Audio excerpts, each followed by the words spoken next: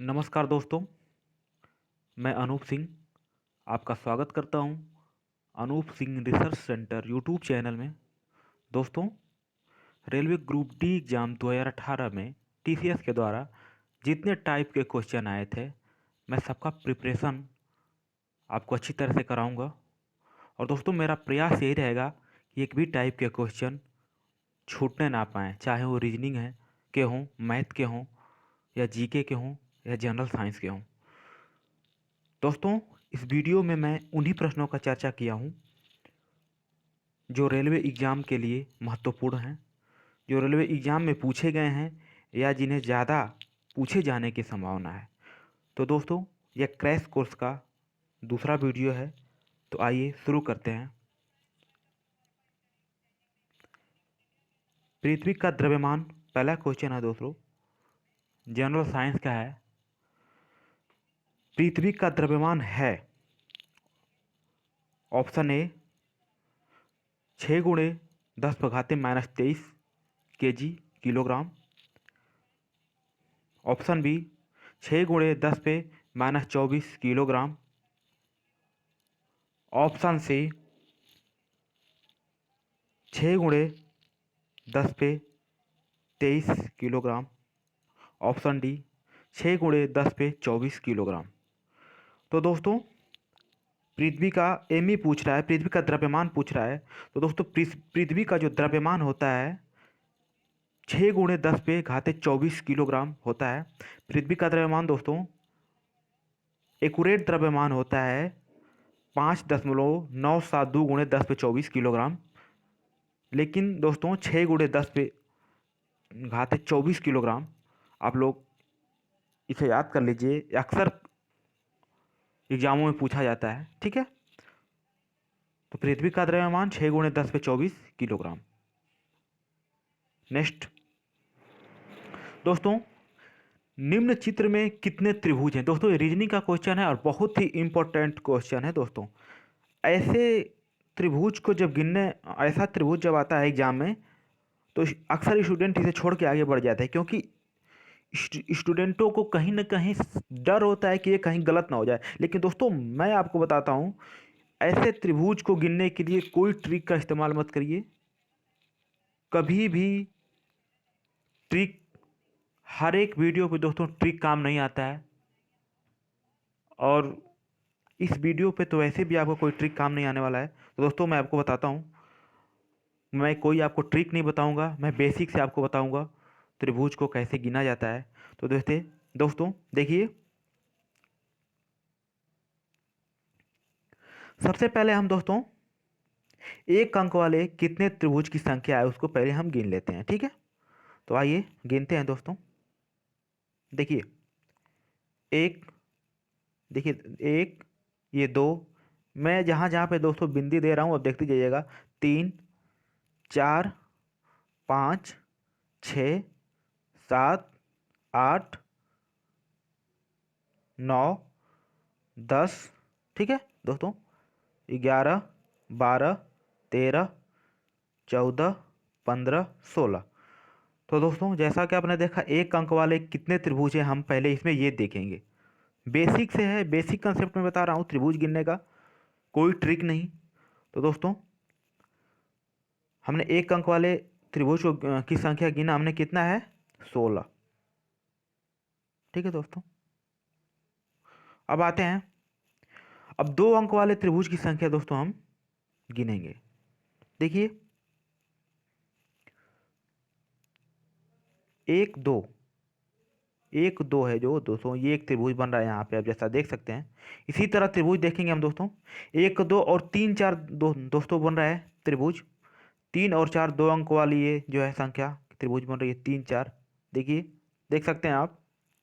उसके बाद दोस्तों 5 और 6 दोस्तों यहाँ पे एक त्रिभुज बनेगी, आप देखिए।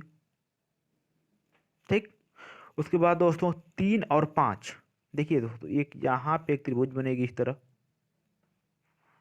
ठीक है,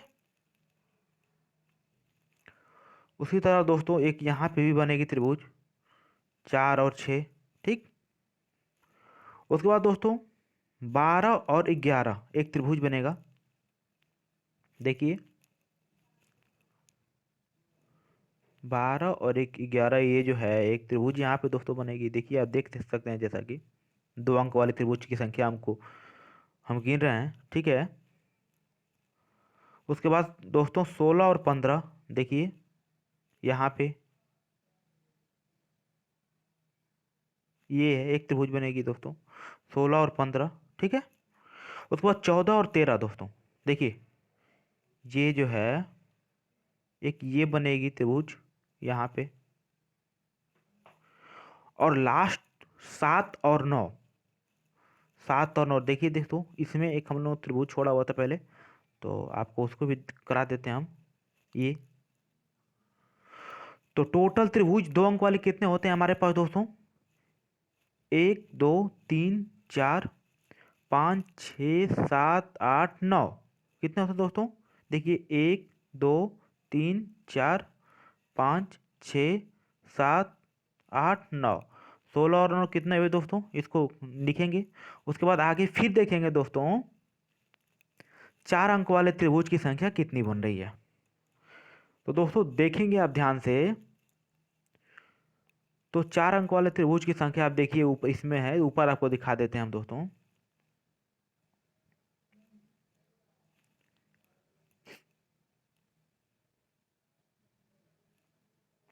देखिए दोस्तों, यहाँ पे आपको दिखा देते हैं 4 अंक वाली कितने त्रिभुज। देखिए एक, यहाँ पे 2, ठीक है, 3 और 4 दोस्तों, ये 4 अंकों वाली एक त्रिभुज बन रही है यहाँ पे, जैसा कि आप देख सकते हैं त्रिभुज ये बन रही है दोस्तों।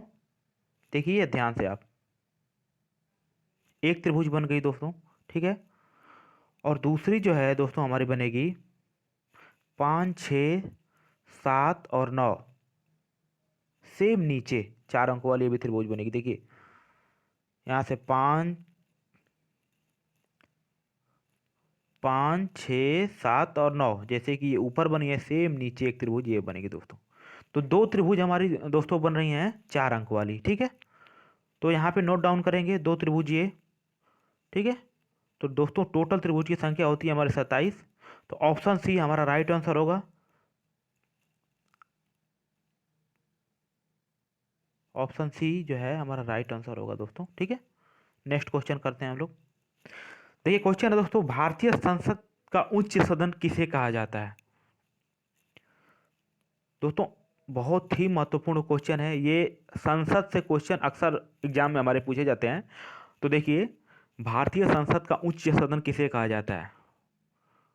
ऑप्शन ए प्रधानमंत्री कार्यालय, option B Lok Sabha, option C Rajya Sabha, option D उच्चतम न्यायालय। तो दोस्तों यस, तो आपको हम बताते हैं, भारतीय संसद का उच्च सदन राज्यसभा को कहा जाता है।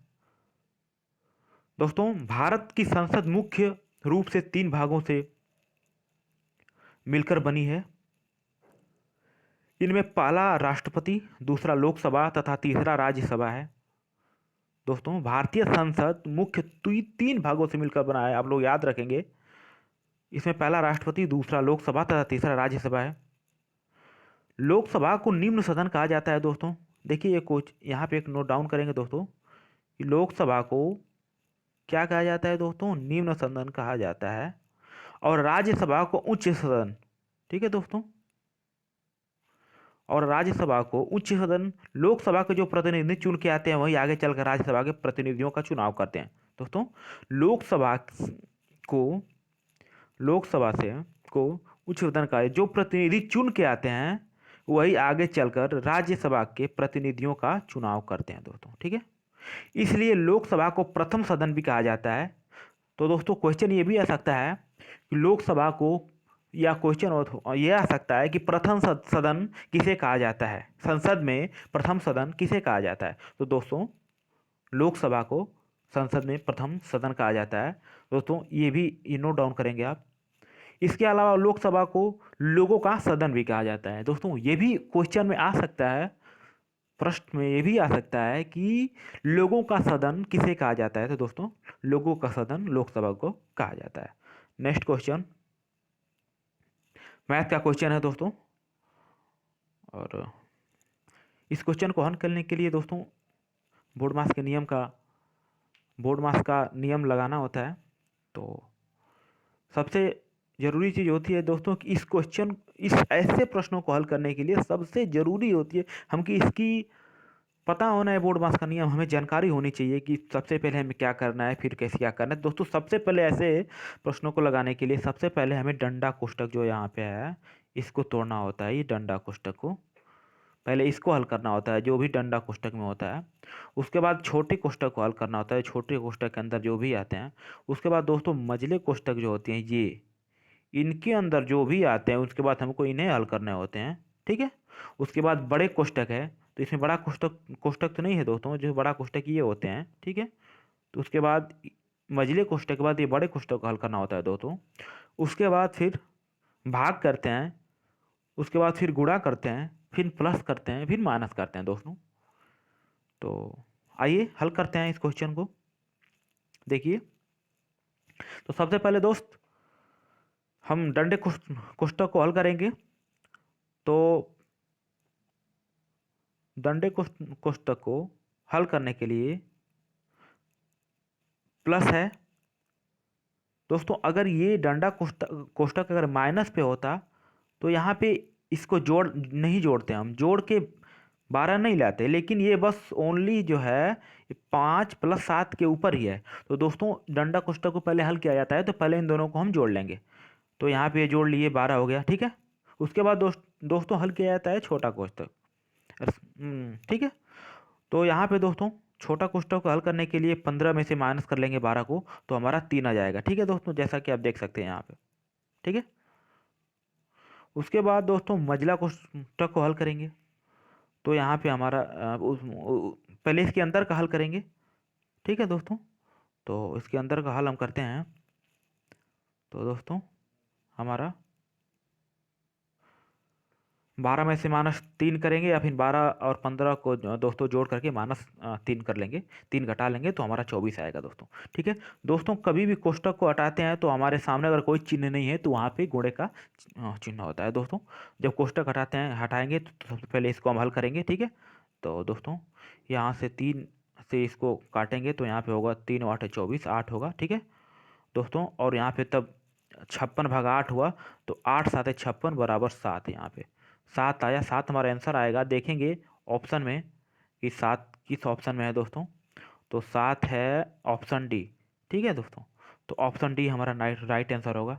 नेक्स्ट क्वेश्चन को करते हैं दोस्तों। क्वेश्चन है निम्नलिखित श्रृंखला का अगला अक्षर ज्ञात करें। दोस्तों श्रृंखला का क्वेश्चन है, और जरूर एक क्वेश्चन तो फिक्स होता है कि रेलवे ग्रुप डी के एग्जाम में आते हैं ये, तो इन्हें अच्छे से समझेंगे दोस्तों। बहुत ही इजी क्वेश्चन होते हैं, बहुत ज़्यादा इसमें दिमाग खपाने की जरूरत नहीं होती है, लेकिन फिर भी एक बार देख लेते हैं क्वेश्चन को। निम्नलिखित श्रृंखला का अगला अक्षर ज्ञात करना है हमें। जैसे दोस्तों CDFI क्या है दोस्तों, CD। तो दोस्तों हम देखेंगे कि ये श्रृंखला आगे कैसे बढ़ रही है। तो दोस्तों C के बाद क्या आता है, D आता है। C के बाद D आता है, और D के बाद क्या आता है दोस्तों, E आता है। उसके बाद F आता है। तो दोस्तों यहाँ पे एक, जैसे कि नीचे दोस्तों आपको दिखाते हैं, देखिए C के बाद क्या आता है, D आता है, ठीक है दोस्तों। C के बाद क्या आता है, D आता है। तो यहाँ पे +1 हुआ है। फिर D के बाद क्या दोस्तों आता है, E आता है, फिर F आता है। तो दोस्तों यहाँ पे +2 प्लस हुआ है। फिर यहाँ पे दोस्तों यहाँ पे I हुआ, 3 प्लस हुआ है। तो दोस्तों ऐसे ही यहाँ पे आगे के लिए यहाँ पे 4 प्लस होगा, तो दोस्तों M आएगा। तो दोस्तों ऑप्शन C हमारा राइट आंसर होगा।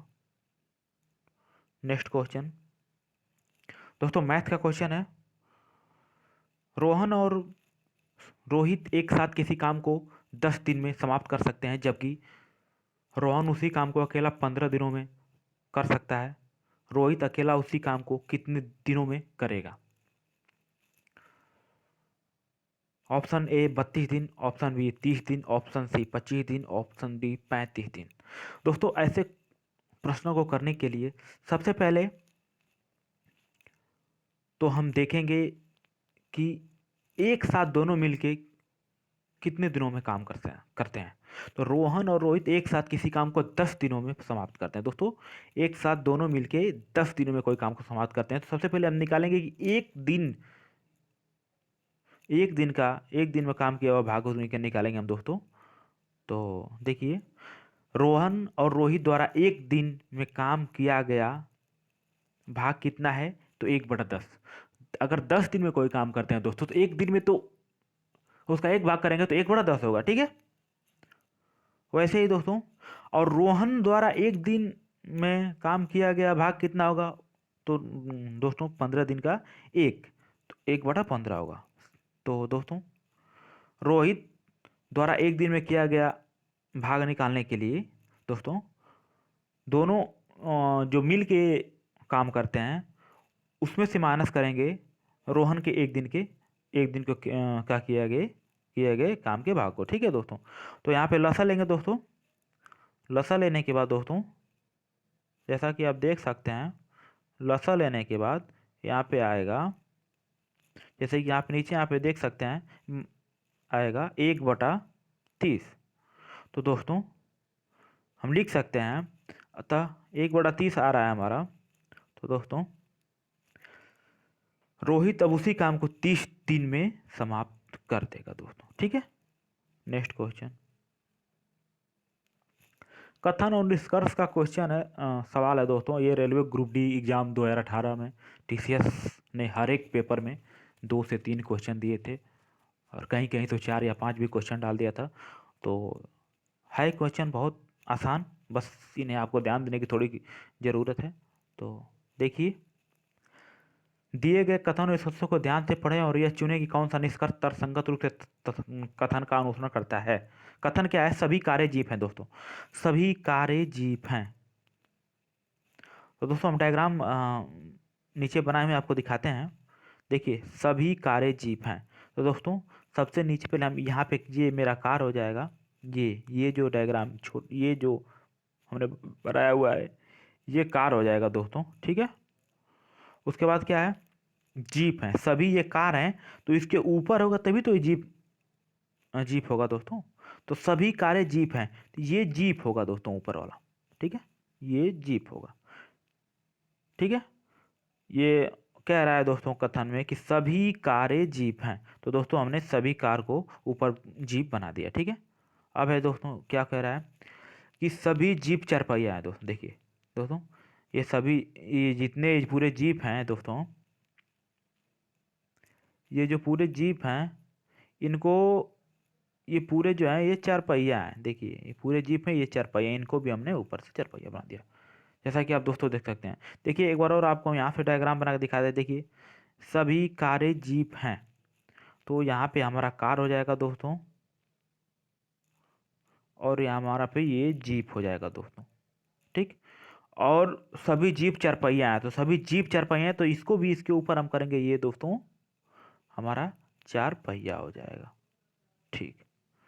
अब दोस्तों, अब देखेंगे डायग्राम हमारा तैयार हो गया। अब हम देखेंगे आगे कि दोस्तों निष्कर्ष क्या कहता है। निष्कर्ष बोल रहा है दोस्तों कि सभी 4 पहिया कारें हैं। देखिए दोस्तों, सभी 4 पहिया कारें हैं, तो 4 पहिया ऊपर है दोस्तों, ये बड़ा है, और कार दोस्तों छोटा है, तो ये कैसे हो सकता है, क्योंकि ये बाहर है। उससे कथन में दोस्तों कोई मतलब ही नहीं है। कथन जैसा कि आप देखेंगे दोस्तों, कथन में दिखाया है इसने, कथन में कोई मतलब ही नहीं है। सभी कारें जीप है, इसने बोला है, ना कि सभी जीप 4 पहिया, ऐसा कुछ ना कि सभी 4 पहिया कार हैं, ऐसा तो कुछ बोला नहीं है। और हमने डायग्राम में भी दोस्तों बनाया है, तो ऐसा कुछ हमने बनाया नहीं है। तो सेम, तो पहला जो है निष्कर्ष दोस्तों, ये सही नहीं है, तो ये गलत निष्कर्ष हो जाएगा। दूसरा क्या है, कुछ 4 पहिया जीप हैं, कुछ 4 पहिया जो है दोस्तों जीप हैं, जैसा आप देख सकते हैं,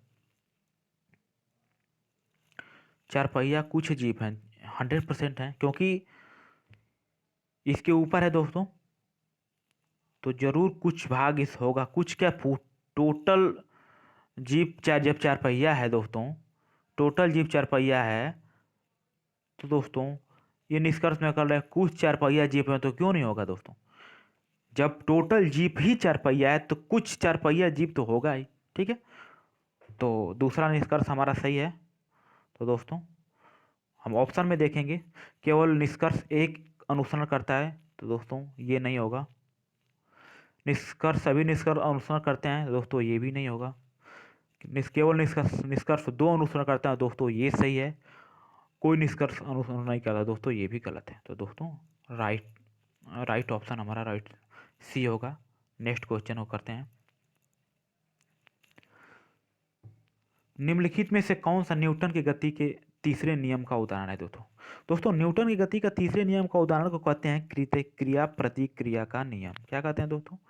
क्रिया प्रतिक्रिया का नियम। देखिए न्यूटन के आपका हम पूरा डिफिनेशन आपको न्यूटन के तीसरे गति का नियम को बता देते हैं दोस्तों। प्रत्येक क्रिया के बराबर तथा उसके विपरीत दिशा में प्रतिक्रिया होती है, इसलिए इसे क्रिया प्रतिक्रिया का नियम कहते हैं। उदाहरण, बंदूक से जब गोली निकलती है तब चलने वाले को पीछे की ओर धक्का लगता है। दोस्तों चलाने वाले को जब कोई बंदूक से जब गोली निकलती है तो जो बंदूक चलाता है दोस्तों, जैसे हमारे सेना के जवान हैं, तो पीछे की तरफ धक्का लगता है। और जैसे दूसरा उदाहरण देखते हैं दोस्तों, पानी में खड़े नाव पर जब हम जमीन पर कूदा जाता है तो नाव पीछे की ओर हट जाती है। ऐसे ही दोस्तों तीसरा उदाहरण है, जब रॉकेट को लॉन्च करते हैं तो इसके द्वारा जमीन की ओर अत्यधिक गैस उत्पन्न की जाती है, जिससे वह जहाज को विपरीत दिशा में प्रतिक्रिया बल प्रदान करता है दोस्तों। तो दोस्तों देखिए ऊपर करके देखते हैं। देखिए तो क्रिया प्रतिक्रिया तो किसी में नहीं हो रही है दोस्तों। हमारा ऑप्शन डी होगा, रॉकेट लॉन्च करना राइट ऑप्शन होगा दोस्तों। और दोस्तों कभी भी न्यूटन के नियम को पूछेगा तो न्यूटन का तीनों नियम का आप जो है उदाहरण जरूर याद कर लीजिएगा दोस्तों। उदाहरण से ही प्रश्न को उठाता है दोस्तों। ठीक है, नेक्स्ट क्वेश्चन देखते हैं। ये भी दोस्तों साइंस का क्वेश्चन है। किसी वस्तु पर कार्य करने वाले गुरुत्व बल को खाली स्थान के रूप में जाना जाता है। दोस्तों किसी वस्तु पर कार्य करने वाले गुरुत्व बल को भार के रूप में जाना जाता है दोस्तों। किसके रूप में जाना जाता है? किसी वस्तु पर कार्य करने वाले गुरुत्व बल को भार के रूप में जाना जाता है दोस्तों। ये भार क्या है, क्या चीज़, जिसके बारे में आपको हम बताते हैं दोस्तों। भार क्या है इसके बारे में आपको हम एक और बताते हैं दोस्तों। भार एक प्रकार का वह बल है जो पृथ्वी द्वारा किसी वस्तु पर लगाया जाता है। दोस्तों भार क्या है? भार एक प्रकार का वह बल है जो पृथ्वी द्वारा किसी वस्तु पर लगाया जाता है। इसका संबंध गुरुत्वाकर्षण बल से है दोस्तों। इसका जो संबंध है, इसका संबंध गुरुत्वाकर्षण बल से है। पृथ्वी गुरुत्वाकर्षण के कारण प्रत्येक वस्तु को अपनी तरफ खींचती है, जिससे उस पर एक बल कार्य करने लगता है, जिसे गुरुत्वीय बल कहते हैं दोस्तों। इस प्रकार किसी वस्तु पर लगने वाला गुरुत्वीय बल ही उसका भार कहलाता है। यदि किसी वस्तु का द्रव्यमान यम हो तो W बराबर mg होता है दोस्तों। ठीक है, एक बार फिर से इसको आप पढ़ देते हैं दोस्तों, आपके माइंड में अपने बैठा लीजिए। भार एक प्रकार का वह बल है जो पृथ्वी द्वारा किसी वस्तु पर लगाया जाता है। इसका संबंध गुरुत्वाकर्षण बल से है। पृथ्वी गुरुत्वाकर्षण के कारण प्रत्येक वस्तु को अपनी तरफ खींचती है, जिससे उस पर एक बल कार्य करने लगता है, जिसे हम गुरुत्वीय बल कहते हैं। इस प्रकार किसी वस्तु पर लगने वाला गुरुत्वीय बल ही उसका भार कहलाता है। यदि किसी वस्तु का द्रव्यमान यम हो तो W बराबर mg होता है। ठीक है दोस्तों। तो दोस्तों आज के लिए इतना ही। नेक्स्ट वीडियो में आपको हम और भी जितने हैं क्वेश्चन TCS के द्वारा सबका प्रिपरेशन मैं कराऊंगा दोस्तों आपको। और वीडियो आपको अच्छा लगता हो, हेल्पफुल लगता हो तो दोस्तों वीडियो को लाइक सब्सक्राइब करें और कमेंट करके बताएं कि कैसा आपको आपका प्रिपरेशन कराएं दोस्तों। अगर आप सपोर्ट करते हैं तो मैं और अच्छी वीडियो लाऊंगा। और पूरा प्रिपरेशन आपको मैंने कोशिश तो टोटल है, ठीक है, कि मैं आपको टोटल TCS के एग्ज़ाम के क्वेश्चन दूं दोस्तों। और दोस्तों आप लाइक ज़रूर कर दिया करिए। अगर कोई प्रॉब्लम है तो कमेंट करके ज़रूर बताइए। ठीक है दोस्तों, तो धन्यवाद दोस्तों।